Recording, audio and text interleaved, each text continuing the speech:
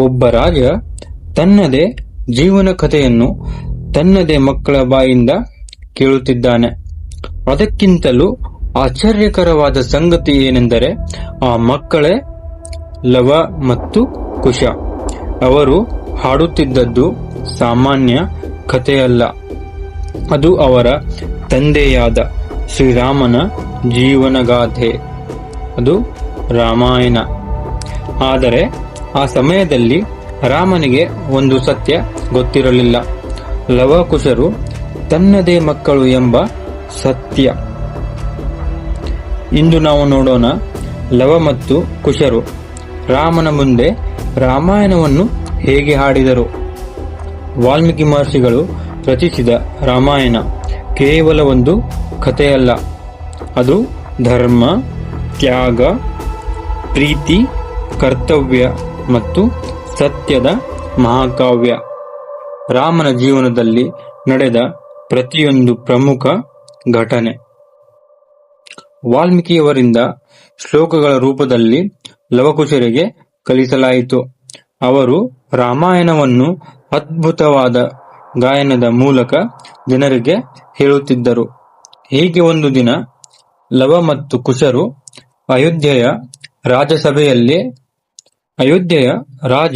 ರಾಜಸಭೆಯಲ್ಲೇ ರಾಮಾಯಣವನ್ನು ಹಾಡಲು ಬಂದರು. ಅಲ್ಲಿದ್ದ ಎಲ್ಲರ ಗಮನವು ಆ ಇಬ್ಬರ ಬಾಲಕರ ಕಡೆಗೆ ತಿರುಗಿತು. ಆದರೆ ರಾಮನಿಗೆ ಗೊತ್ತಿರಲಿಲ್ಲ, ತನ್ನ ಮುಂದೆ ನಿಂತಿರುವವರು ತನ್ನ ರಕ್ತದ ಮಕ್ಕಳು ಎಂದು. ಲವಕುಶರು ತಮ್ಮ ಗಾಯನವನ್ನು ಆರಂಭಿಸಿದರು.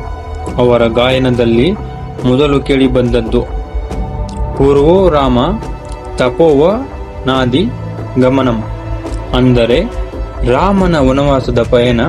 ಅಯೋಧ್ಯೆಯ ರಾಜಕುಮಾರನಾಗಿದ್ದ ರಾಮ ತಂದೆಯ ಮಾತನ್ನು ಉಳಿಸಲು ರಾಜ್ಯವನ್ನು ತ್ಯಜಿಸಿ ಅರಣ್ಯಕ್ಕೆ ತೆರಳಿದನು. ಅವನೊಂದಿಗೆ ಸೀತಾದೇವಿ ಮತ್ತು ಲಕ್ಷ್ಮಣರು ಅರಣ್ಯಕ್ಕೆ ಹೋದರು. ಹತ್ವಾ ಮೃಗಂ ಕಾಂಚನಂ. ಒಂದು ದಿನ ಸೀತಾದೇವಿಗೆ ಚಿನ್ನದ ಜಿಂಕೆ ಕಾಣಿಸಿತು.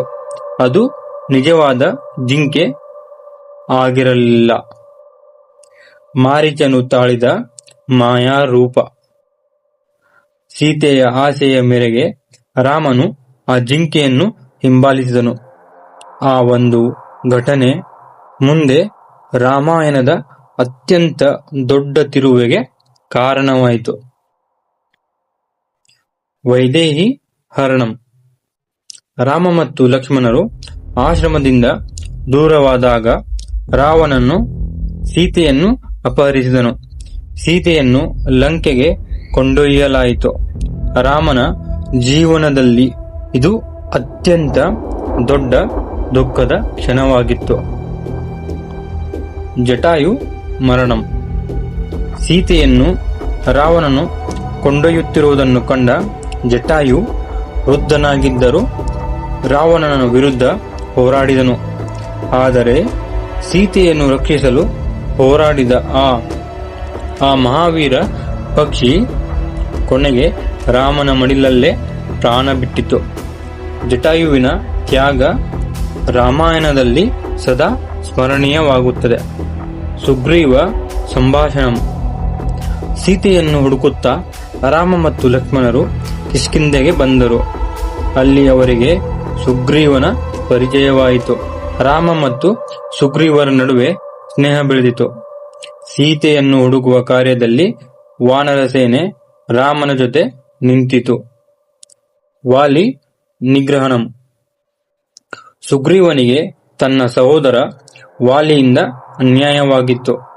ರಾಮನು ಸುಗ್ರೀವನಿಗೆ ನ್ಯಾಯ ಒದಗಿಸಲು ವಾಲಿಯನ್ನು ಸಂಹರಿಸಿದನು. ಇದರ ನಂತರ ಸುಗ್ರೀವನು ರಾಮನಿಗೆ ತನ್ನ ಸಂಪೂರ್ಣ ಸಹಾಯವನ್ನು ನೀಡಿದನು. ಸಮುದ್ರ ತರಣಂ.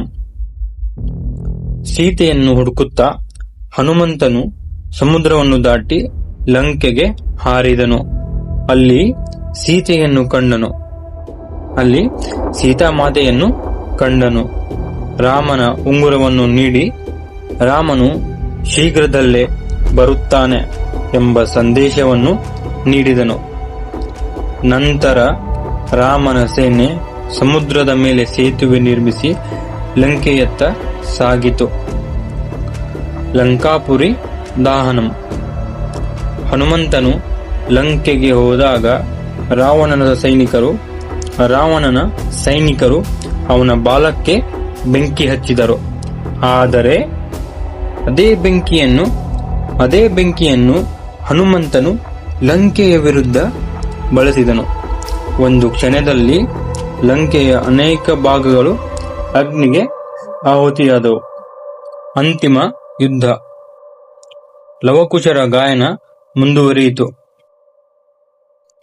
ಪಶ್ಚಾತ್ ರಾವಣ ಕುಂಭಕರ್ಣ ಹನನಂ.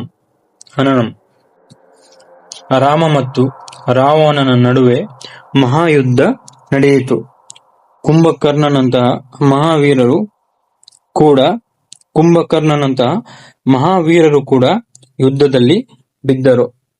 ಕೊನೆಗೆ ಧರ್ಮ ಮತ್ತು ಅಧರ್ಮದ ನಡುವಿನ ಆ ಮಹಾಯುದ್ಧದಲ್ಲಿ ಶ್ರೀರಾಮನು ರಾವಣನನ್ನು ಸಂಹರಿಸಿದನು.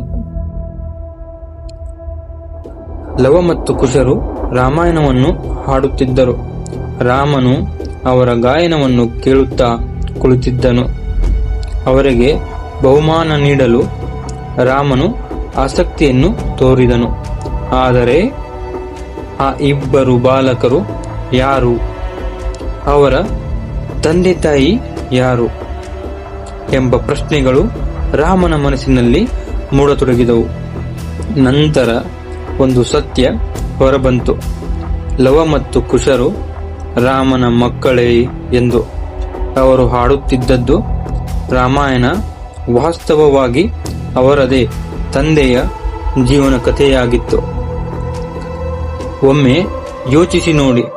ತನ್ನ ಜೀವನದ ನೋವು, ತನ್ನ ವನವಾಸ, ಸೀತೆಯ ವಿಯೋಗ, ಜಟಾಯುವಿನ ಮರಣ, ಹನುಮಂತನ ಭಕ್ತಿ, ರಾವಣನ ವಿರುದ್ಧದ ಯುದ್ಧ, ಇವೆಲ್ಲವನ್ನು ಒಬ್ಬ ತಂದೆ ತನ್ನ ಮಕ್ಕಳ ಬಾಯಿಂದ ಕೇಳುತ್ತಿದ್ದಾನೆ. ಇದೇ ರಾಮಾಯಣದ ಅತ್ಯಂತ ಭಾವನಾತ್ಮಕ ಕ್ಷಣಗಳಲ್ಲಿ ಒಂದು. ಲವ ಮತ್ತು ಕುಶರು ಕೇವಲ ರಾಮಾಯಣವನ್ನು ಹಾಡಲಿಲ್ಲ, ಅವರು ತಮ್ಮ ತಂದೆಯ ಜೀವನವನ್ನೇ ಅವರ ಮುಂದೆ ಜೀವಂತಗೊಳಿಸಿದರು. ನಿಮಗೆ ರಾಮಾಯಣದ ಈ ಅಪರೂಪದ ಘಟನೆಗಳು ಇಷ್ಟವಾದರೆ ವಿಡಿಯೋವನ್ನು ಲೈಕ್ ಮಾಡಿ, ಚಾನೆಲ್ ಅನ್ನು ಸಬ್ಸ್ಕ್ರೈಬ್ ಮಾಡಿ.